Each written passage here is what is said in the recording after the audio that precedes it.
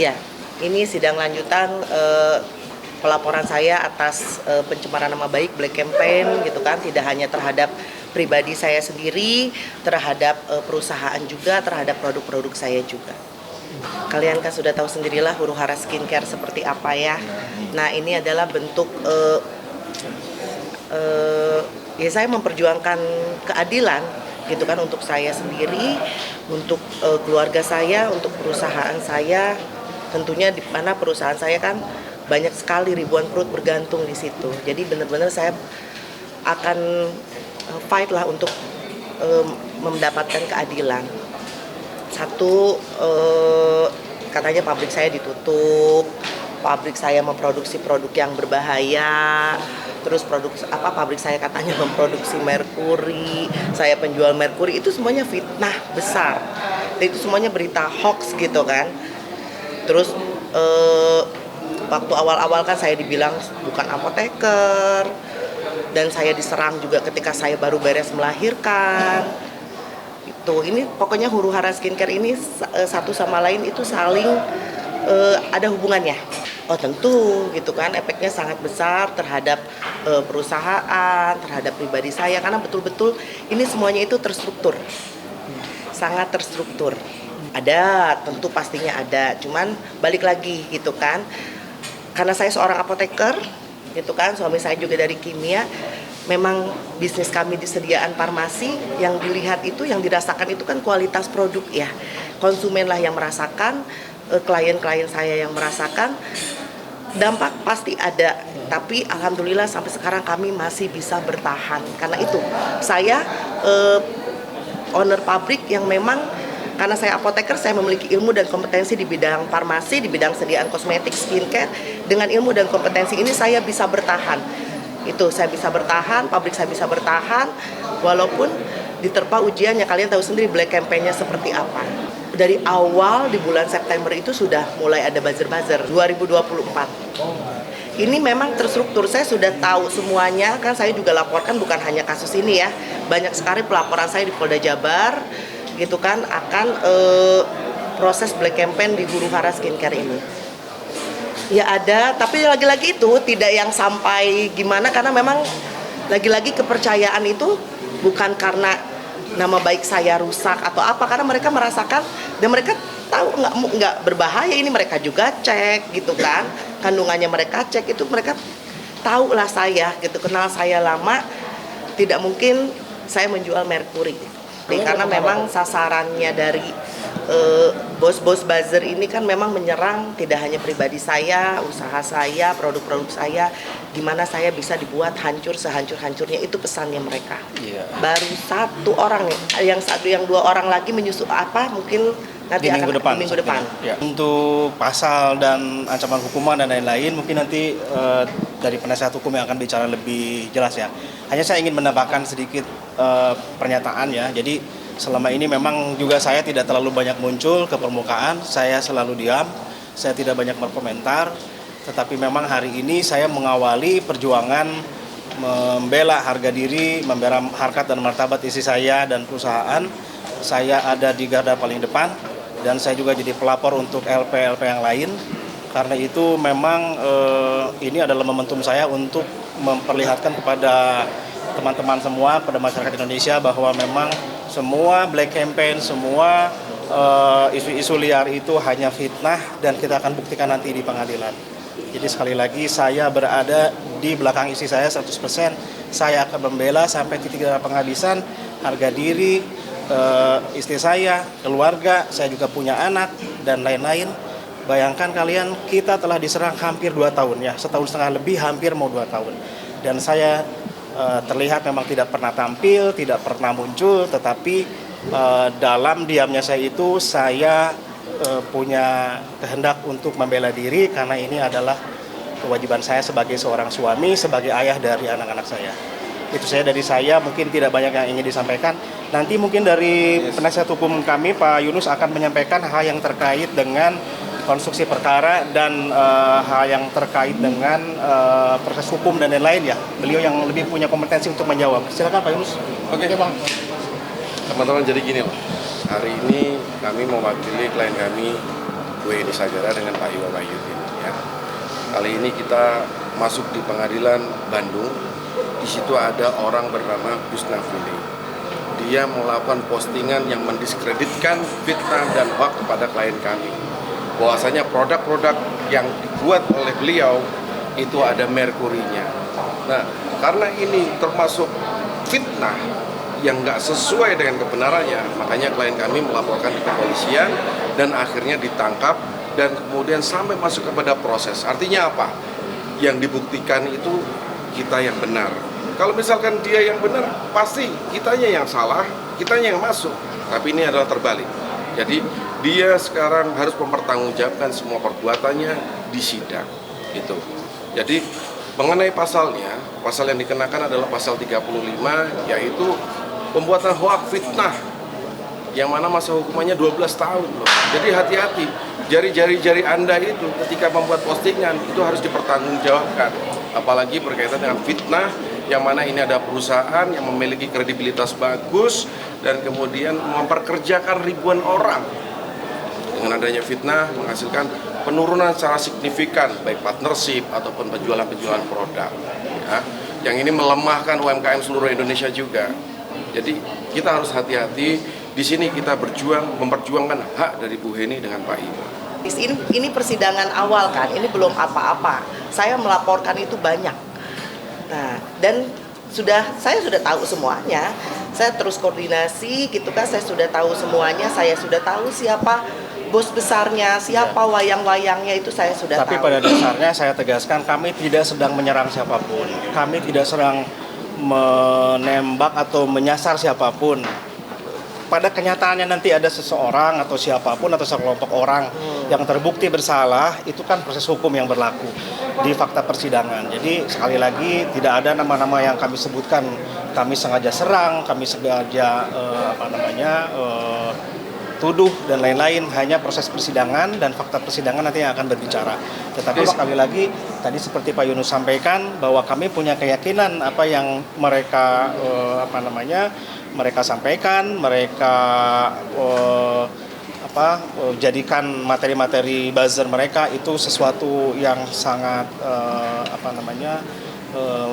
tergolong ke dalam fitnah dan perbuatan yang tidak bisa dibenarkan karena itu hoax dan kebohongan gitu. Pokoknya ini sangat terstruktur aja, ini sangat terstruktur. Yang diposting Gus Nafili juga ada yang membuat kontennya khusus gitu kan. Itu bukan si Gus Nafili sebenarnya yang buat, cuman Gus Nafili posting gitu kan. Kita duga masih ada aktor intelektual di belakangnya. Intinya ini sangat terstruktur dan sedang didalami juga oleh Polda Jabar gitu kan. Dan kita juga terus memantau. Intinya ini persaingan bisnis yang sangat tidak sehat, yang sangat keji. Bukan hanya memblack campaign pribadi saya, perusahaan saya, sampai nanti bisa saya buktikan produk saya pun sampai direkayasa hasil ujinya. Jadi sebentar, saya tambahkan sebentar. Jadi gini, pada saat kita berbicara Gus Nafili, kami menganggap dia adalah buzzer yang membuat konten yang kemudian dibayar oleh seseorang. Tugas kita adalah sekarang mencari tahu ini. Dalam persidangan akan digali juga siapa otak di baliknya. Siapa yang membayarnya. Inisial, Pak. Nanti akan kita cari tahu. Kita nggak bisa ngomong nama sekarang. Dan juga jika nanti di kepolisian juga masih ada data-datanya, ini transferannya dari siapa, untuk melakukan apa, itu akan kita ajukan lagi. Saya sangat yakin selama 1,5 tahun saya sabar, saya ikhtiar, saya berdoa, saya yakin Allah saya, gitu, Tuhan saya sangat mengenal saya. Allah tahu semua black campaign ini adalah fitnah. Intinya keyakinan saya terhadap yang menciptakan saya, itu saja. Saya yakin ini pasti terbongkar dan saya selalu ikhtiar, begitu juga suami saya, gitu kan, selalu pasti akan menepati janjinya, ini pasti terbongkar. Dan saya yakin ini sebenarnya sudah hampir terbongkar, cuman mereka lawan saya ini yang memblack campaign saya ini, bos-bos ini ya pasti mereka melakukan daya upaya gitu kan, supaya mereka tidak kena bahasanya. Tapi lagi-lagi semuanya ada dalam genggaman Allah. Saya terus berdoa, saya terus berikhtiar. Intinya saya tidak akan pernah menyerah. ya. Saya tidak akan pernah menyerah karena black campaign yang mereka lakukan itu sangat keji. Saya bisa buktikan semuanya. Mungkin selama ini saya diam, tapi sekarang saya tidak akan diam, saya akan terus bersuara.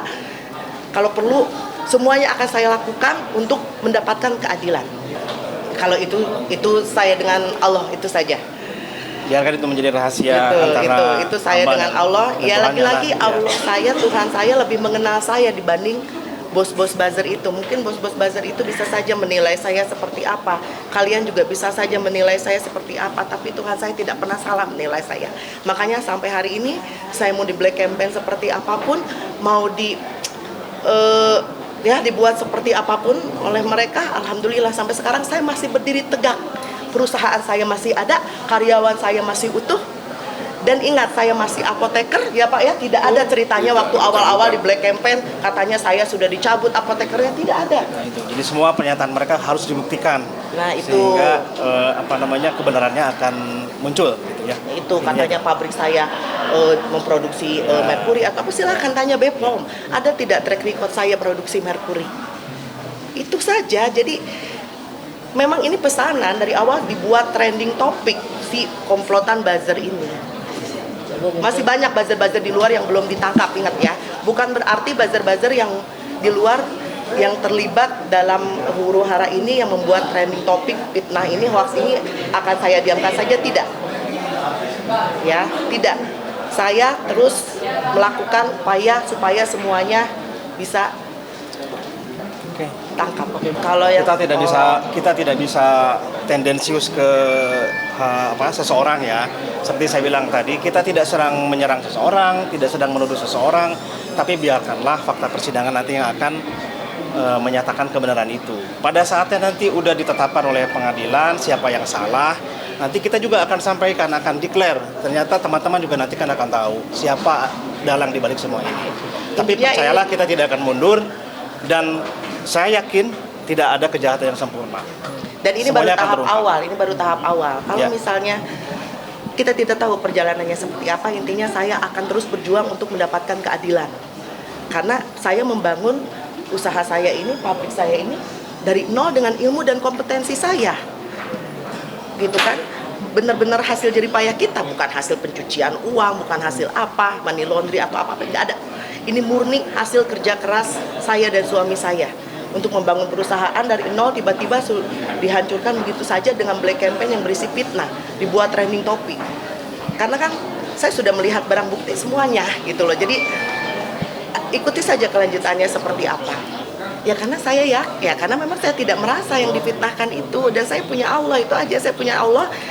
Saya yakin terhadap janji Allah, keyakinan saya kepada Allah saya tanpa batas. Saya sabar selama ini, ya saya juga alhamdulillah memiliki suami yang luar biasa yang selalu mendukung saya, memperjuangkan keadilan untuk saya. Dan saya juga apoteker, Pak Yunus juga salah satunya dari Ikatan Apoteker Indonesia juga selalu mensupport saya sebagai apoteker. Memang sediaan farmasi terutama skincare kosmetik ya kewenangan apoteker. Itu jangan samakan saya dengan brand owner lain yang orang awam dong. Saya apoteker di sini, saya berdiri sebagai apoteker. Oh, di sini banyak permainannya. Ya pastilah, siapapun pasti nggak mau jadi tersangka ya. Jadi intinya sampai otak inisiator dan kreator yang berniat untuk menjatuhkan nama baik kami terbongkar dan ditemukan dalam fakta persidangan. Itu saja. Kalau sampai ke psikolog saya tidak. Maksudnya ini ujian yang memang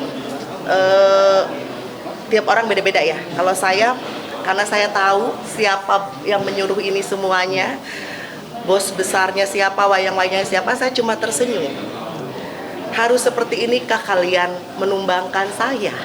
Itu kan, kalau saya tidak usah kayak begitu. Tunjukkan dengan ilmu dan kompetensi kita bersaing sehat, buat produk yang bagus, buat inovasi. Tidak harus dengan black campaign, menumbangkan orang, buat hoax, fitnah, untuk supaya produk mereka atau perusahaan mereka lebih unggul.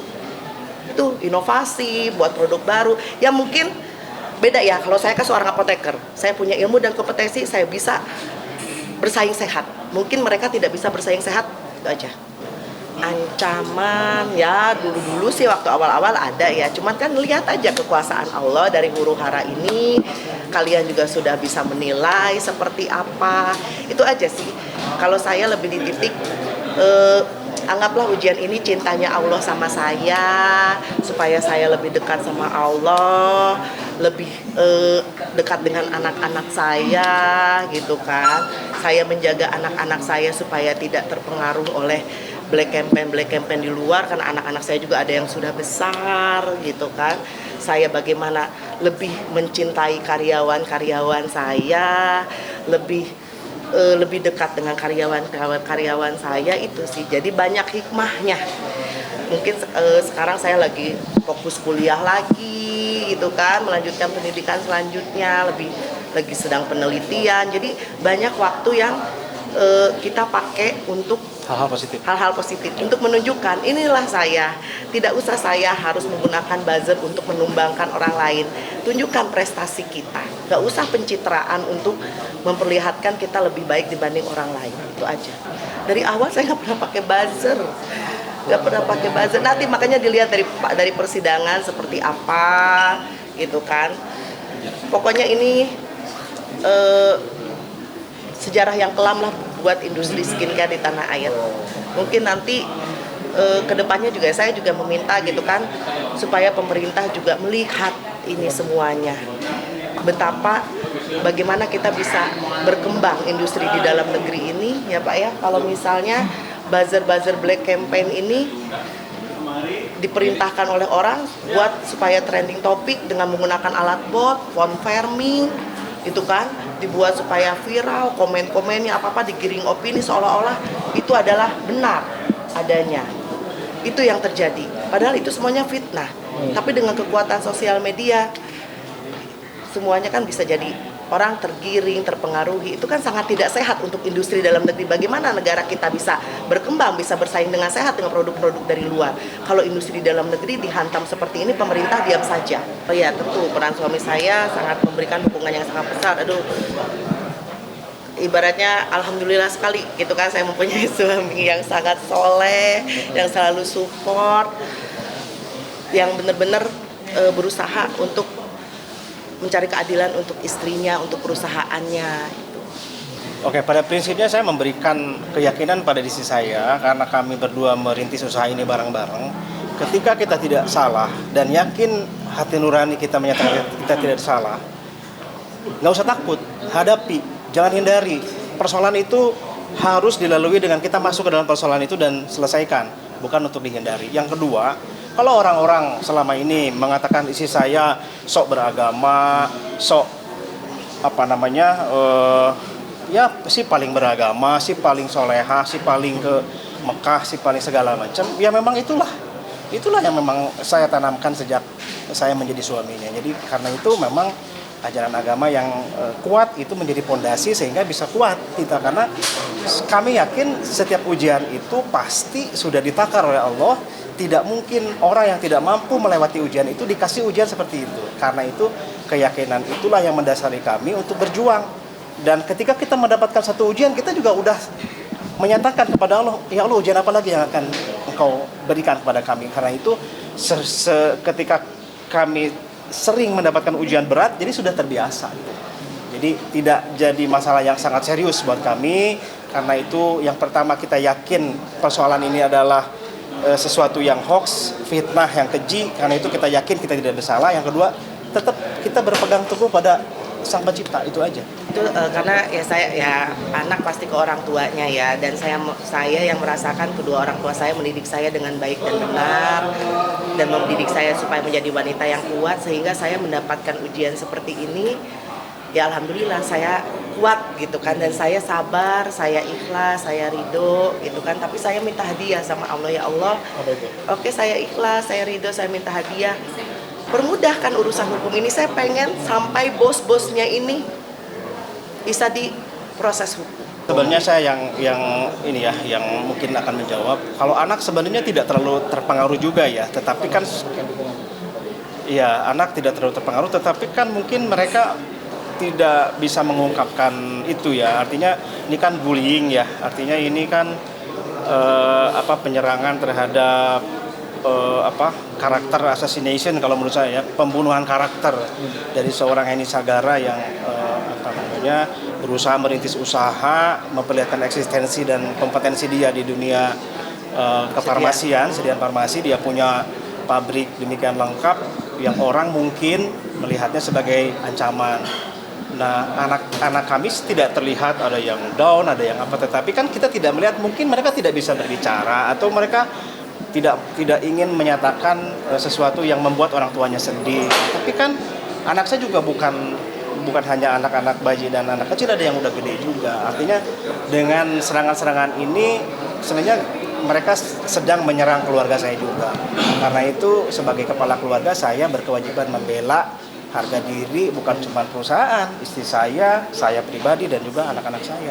Ketika ini tidak bisa dihentikan, bagaimana dengan teman-teman lain yang nanti punya eksistensi yang sama, lalu diserang, keluarganya juga diserang, anak-anaknya diserang. Ini kan presiden buruk ya buat negara kita. Bukannya kita berpikir hal positif, memajukan negara ini, malah kita berkutat pada urusan-urusan yang sebenarnya tidak mesti terjadi gitu. Iya, malah bisa nambahkan saya, dosen-dosen saya gitu kan, guru-guru besar saya sampai bilang, Henny sekarang apoteker yang mau buat pabrik itu mikir, takut kayak Henny. Mereka mau muncul, mau nge-branding diri bahwa saya apoteker, saya pemilik pabrik, itu mereka takut diserang seperti apoteker Henny. Nah, itu salah satu contoh yang tidak baik kan, bagaimana orang bisa berkreativitas, terus berinovasi, menunjukkan kualitas dirinya. Sekarang mereka melihat persaingan bisnisnya seperti ini dengan adanya buzzer-buzzer sosmed, itu sangat mengganggu sekali. Dan saya harap ini pemerintah juga turun tangan. Insya Allah saya lagi-lagi saya yakin kebenaran akan menemukan jalannya. Tuhan saya lebih mengenal saya dibanding para bos buzzer ini, dibanding buzzer-buzzer, dibanding kalian. Saya yakin saya bisa membongkar semuanya. Sangat ya. Kita harus yakin kan. Jadi ini adalah salah satu yang sudah maju kepada persidangan. Kita masih ada juga beberapa LP-LP lagi yang masih dalam proses. Yang next week atau next 2 week akan masuk juga satu. Artinya apa? Artinya klien kita dengan hak konstitusionalnya memperjuangkan haknya. Jadi siapapun yang berani menimbulkan hoax, fitnah kepada klien kita juga nggak akan sungkan-sungkan untuk proses hukum. Kita akan cari tahu sampai mana ini, otaknya siapa ini, itu yang akan selalu kita lakukan. Kalau di sistem hukum itu ada yang namanya yang melakukan. Yang saat ini kita tangkapin adalah orang-orang yang melakukan. Tapi di situ ada orang yang mentransfer dan menyuruh melakukan. Nah, itulah yang kita juga akan kejar. Betul. Jadi kenapa Ibu Henny itu mengatakan, oh saya pede, saya positif. Kenapa? Karena kita yakin mereka salah dan pasti ada yang nyuruh, dan disitulah akan kita kejar. Semuanya akan panjang, nggak ada yang namanya proses hukum itu simple, nggak ada yang namanya proses hukum itu pendek. Tapi kita akan jalani dengan senang hati. Karena apa? Karena di sini kita punya hak, dan di sini kita yakini bahwasanya kita benar. Semua itu adalah hoax-hoax saja. Bismillah sih. Saya sudah siap lahir dan batin untuk membongkar ini semuanya, karena ini sangat keji, sangat zolim. Gitu kan. Mereka juga punya bisnis yang sama, usaha yang sama. Gitu kan. Sampai melakukan black campaign seperti ini, memerintahkan, membiayai, menyerang personal branding, gitu kan. Ibaratnya pesannya itu mereka itu mau sampai di hati masyarakat itu tertanamnya si Henny Sagara ini adalah mafia skincare ini. Padahal mereka lupa saya ini apoteker. Nah, kita sampaikan dulu mengenai proses hukum. Yang di tingkat kepolisian kita sudah lakukan. Kita ambil contoh kasus ini saja. Kepolisian sudah kita lakukan, kemudian sekarang masuk kepada sidang. Di sini akan makan waktu 3 sampai 5 bulan diperkirakan, ya kan? Jadi setelah itu kalau mereka merasa keberatan, mereka bisa banding, ya kan? Itu 3 sampai 6 bulan. Nah, kemudian setelah itu mereka bisa ada upaya lagi kasasi sampai peninjauan kembali. Tapi yang harus dipikirkan begini loh. Yang harus dipikirkan adalah justru mereka sendiri. Dengan apa yang mereka lakukan, saat ini mendapat ancaman hukuman 12 tahun. Ingat, kalian dibayar tidak seberapa, tapi kalian mendapatkan ancaman 12 tahun penjara. Jadi hati-hati dalam menerima pekerjaan, hati-hati dalam berbuat sesuatu berkaitan apakah itu mencemarkan nama baik orang lain, ya kan? Sekali lagi ya, kalau kita bilang nama mafia itu konotasinya negatif. Yang kedua, tidak ada satupun putusan pengadilan yang atas nama Bu Heni ataupun Pak Iwa menyatakan bersalah. Jadi itu semuanya fitnahan. Kemudian kita berbicara mengenai skincare. Skincare mengandung merkuri. Coba kita lihat list di BPOM, apakah ada produk-produk dari Bu Heni itu mengandung skincare yang ada merkurinya? Tidak ada.